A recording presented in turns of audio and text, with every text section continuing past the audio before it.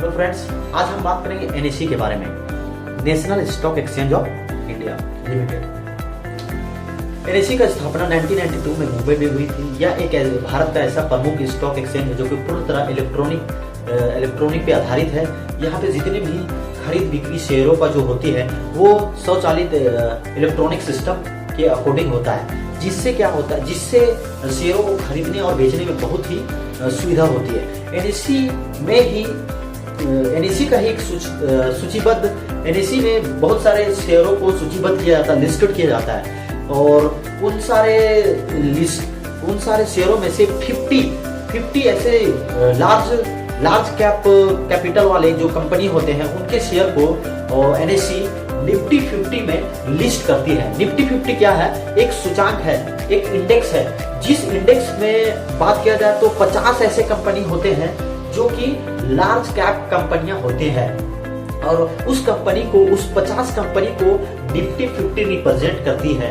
NSE में Nifty 50 की जो स्थापना हुई थी वो 1996 में हुई, और एनएसई में ही बहुत सारे चीजों का सूचीबद्ध किया जाता है, जिसमें बॉन्ड्स हो गया, डिवेंचर हो गए, शेयर तो ऑलरेडी है। इन सारे को देख रेख एनएसई करती है, और एनएसई का ही एक सूचांक होता है, इंडेक्स होता है निफ्टी 50।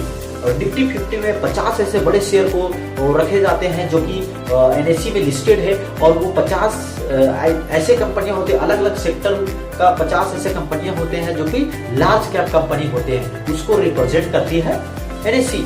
एनएसई को आप भारत की अर्थव्यवस्था को नापने का एक मापदंड भी बोल सकते हैं, जो कि ये बताता है कि अर्थव्यवस्था अगर निफ्टी 50 ऊपर गई तो हम बोल सकते हैं कि भारत की अर्थव्यवस्था में तेजी आई है, और अगर निफ्टी 50 में गिरावट आई तो आप ये बोल सकते हैं कि भारत की अर्थव्यवस्था में। बीएसई के बारे में, बॉम्बे स्टॉक एक्सचेंज भारत का ही नहीं बल्कि पूरी एशिया का सबसे प्राचीन स्टॉक एक्सचेंज है। इसकी स्थापना 1875 में हुई थी, और यह जब स्टार्ट हुई थी तो इनका स्थापना एक स्टॉक ब्रोकर एसोसिएशन के द्वारा हुई थी।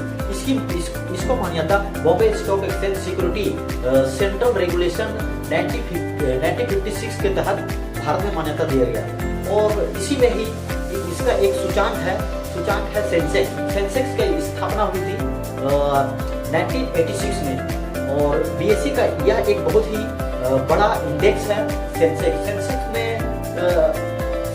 बीएसई में सूचीबद्ध शेयरों में से 30 ऐसे लार्ज कैप वाली कंपनियों का शेयर को लिस्ट किया जाता है, जिसमें वो अच्छे परफॉर्मेंस कर रहे होते हैं, उनको अलग अलग सेक्टर से निकाल कर यहाँ पे लिस्टेड किया जाता है। उसके बाद बीएसई जो है इन 30 कंपनियों को रिप्रेजेंट करती है। इसके साथ बहुत सारे सेवाएं भी प्रदान करती है, जैसे सीडीएसएल हो गया, मार्केट डाटा सर्विसेज, बहुत सारे ऐसे चीजें हैं जिसमें बीएसई सर्विस देते हैं।